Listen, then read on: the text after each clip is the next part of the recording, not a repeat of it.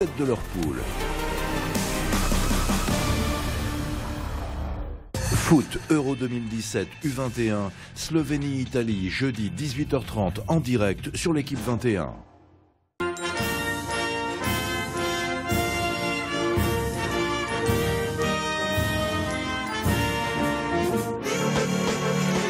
Salut à tous, très heureux de vous retrouver en direct sur l'équipe 21 pour le motocross des nations, le plus gros rassemblement motocross de la saison avec les 3 meilleurs pilotes de chaque pays réunis sur une même piste, celle d'Ernée en Mayenne. La France donc qui accueille ce motocross des nations, d'ailleurs une belle nouvelle puisque le promoteur a décidé de revenir en France tous les 5 ans pour ce motocross des nations.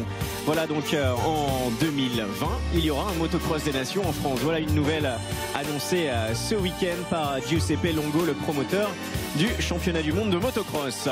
Alors que s'est-il passé sur ce motocross des nations, hein? C'est 3 manches au total, il y en a déjà eu une première de courue, on l'a vu il y a quelques instants avec la victoire américaine de Justin Barcia.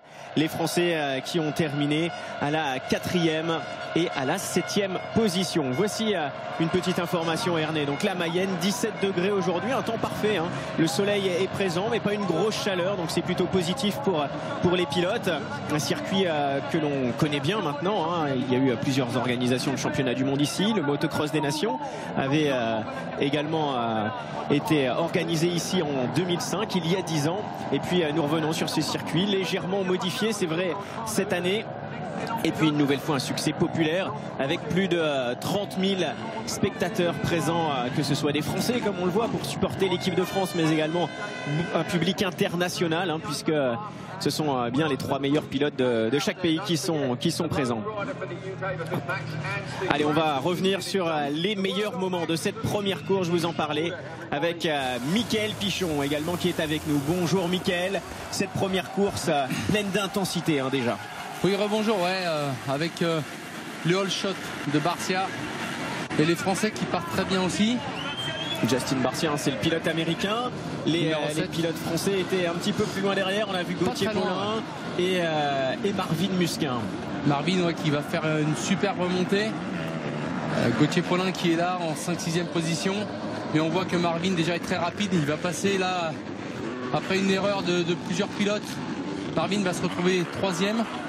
On a eu malheureusement un abandon, hein, pour l'équipe d'Allemagne, mais le bon plan des Américains, c'était ce départ. Ce départ en tête de Barcia. Derrière, on avait la belle prestation également de Ben Townley, et Marvin Musquin était 3e. Ouais, Marvin là qui va doubler Townley pour prendre la 2e place et qui roulait vraiment très très vite dans ce début de course. Ouais, Marvin très coulé, très technique. Il va vite se rapprocher de Barcia. Il a le point mort de Barcia qui commet une grosse faute. Marvin en profite et prend la tête. Alors là, ça semblait gagné, même ça semblait bien pour l'équipe de France. Oui, parce qu'il était vraiment beaucoup plus rapide que lui, mais l'Américain va rien lâcher. Ah, on les connaît, hein, on les connaît ces Américains, et on sait à quel point ils s'intéressent à cette course. Et là, la chute, on va voir à la réception Gauthier Paulin qui bloque le frein avant et qui chute. Et on met Max Nagel également. Oui, Max Nagel qui a chuté derrière. Oui, Nagel, qui chute aussi, ouais. Et Nagel va être sûrement plus rapide après pour repartir. Là, Barcia, voilà, qui tente un intérieur un petit peu limite. Marvin est obligé de croiser les ornières, mais Marvin repart devant quand même. Voilà, c'était la bataille, hein, pour la première place. Un duel impressionnant, ce mano à mano entre voilà, la France et les États-Unis. Barcia qui lâche rien. Une petite erreur de Marvin et Barcia avec la puissance de la 450 qui repasse dans la grande montée. Une bagarre de folie entre les deux pilotes. Mais Marvin a continué. Super trace à l'extérieur. D'attaquer. De belles lignes pour Marvin, qui reprenait la tête de course à ce moment-là. Voilà. Allez, Marvin Musquin en tête, derrière Barcia. Le duel continuait.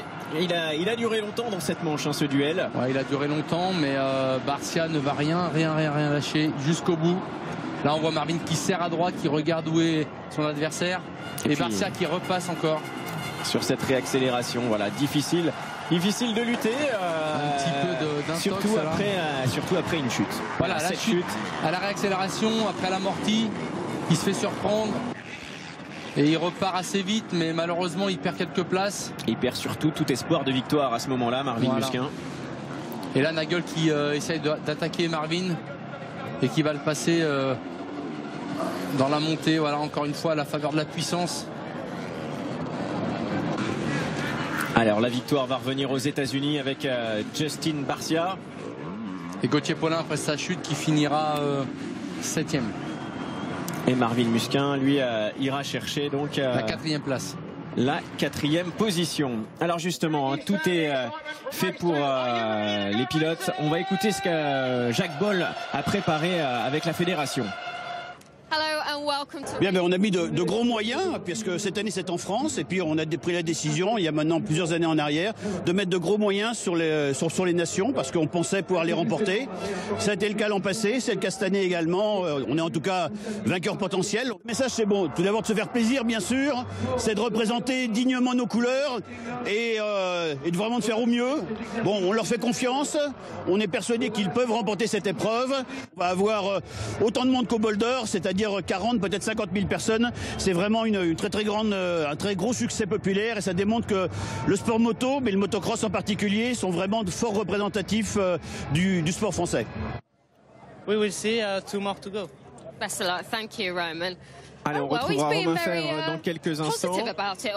And On va it isn't suivre over. ce There's qui se 2 more passe races still to sur go. cette grille Right, I've spoken to Team de France. départ. Now I'm going to come all the way down here. I want to speak to Team USA. On va aller voir les États-Unis, essayer d'avoir leurs impressions avant le début. Race. He's just over here. If I can grab a quick word. On va sur l'extérieur. Hi Cooper, just a quick word with you. erreurs, USA are leading c'était loin d'être fini. Ça faisait partie de la course, les erreurs.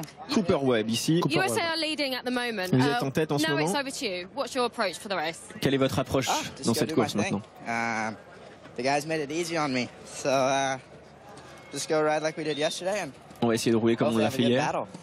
Usually you're on the 250, you're on the 450 this weekend. Alors How are you vous êtes finding d'habitude it? en 250, là vous êtes en 450. Comment ça se passe? It's fast and heavy, but Ouais, c'est rapide et lourd. so I like it. Mais j'aime bien ça. Best of luck, Ouais, il Cooper. n'a pas trop parlé. Il Time disait now que for les race pilotes lui ont 2. fait, Enjoy. lui ont rendu les choses faciles avec Ouais. de belles places. Mais les Cooper Webb, ouais, on n'en a pas trop dit. Ouais, Musquin, Fèvre donc seront représentés dans cette deuxième course qui mélange les catégories MX2 et Open. Alors on va voir là les stratégies. Pareil, est-ce que la France a choisi la même stratégie qu'en première manche, à savoir mettre Marvin à l'intérieur et Romain Fèvre plus vers l'extérieur, ou l'inverse? On va voir.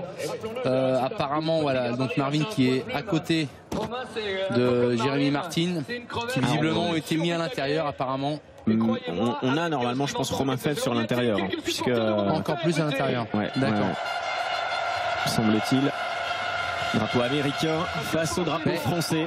C'est le duel qu'on a eu dans la première course. On l'aura, c'est sûr, dans cette deuxième manche. Donc ça va être le dernier passage, la dernière course pour Marvin Musquin, pour Jérémy Martin. Cette fois-ci, on les voit ici, Romain Fèvre. Je suis pas sûr que Romain soit à l'intérieur. Maintenant, c'est vrai que l'idéal, ce serait que Romain puisse faire un super départ et faire une manche comme il en a fait en Grand Prix cette année, tout au long de la fin de saison, depuis la mi-saison, et il a quasiment dominé presque toutes les courses durant ces 7-8 derniers Grands Prix. C'est son premier motocross des nations, Romain Fèvre aussi.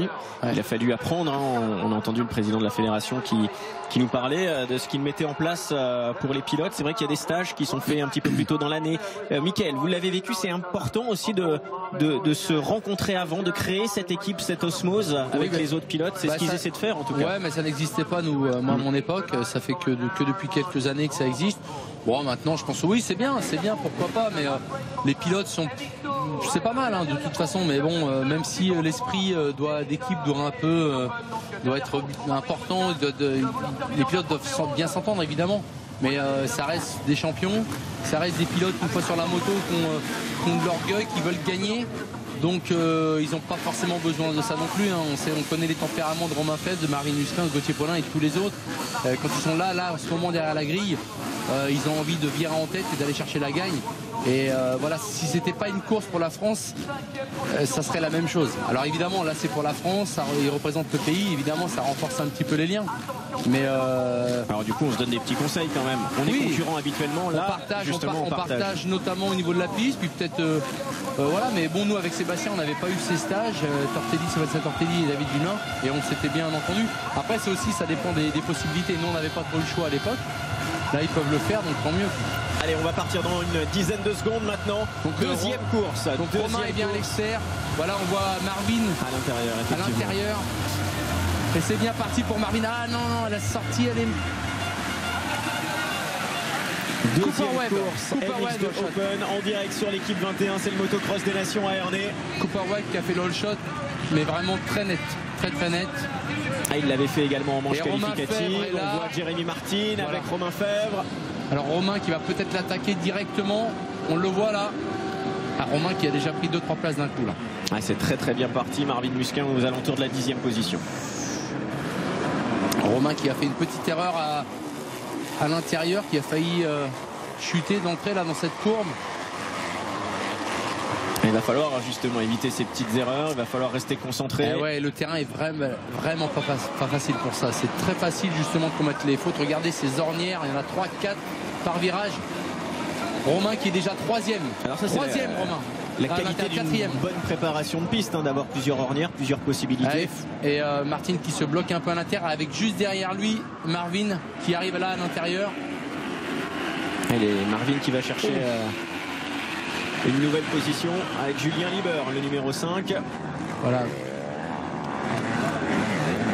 Donc Webb en tête devant Wilson. Ouais, Cooper Webb, hein, ils ont refait la descente là, vous voyez, ils ont mis un coup dans cette descente qui était quand même piégeuse. On a vu beaucoup de pilotes à la limite tout à l'heure. C'est sa première course en 450 à Cooper Webb. Donc forcément c'est important, son premier motocross des Nations. Il avait roulé à Glen Helen en 450 juste avant pour se préparer effectivement lors du Grand Prix avec un podium à la clé. Et là c'est son premier MXDN en 450. Voici Jérémy Martin. Webb, Wilson, Jérémy Van der Weyck qui se vient juste de se faire doubler justement par Romain 3e. Marvin Musquin à la 6e place. Alors Romain Fèvre qui a fait déjà un bon premier tour, hein, parce qu'il était au moins 8-7, 8e.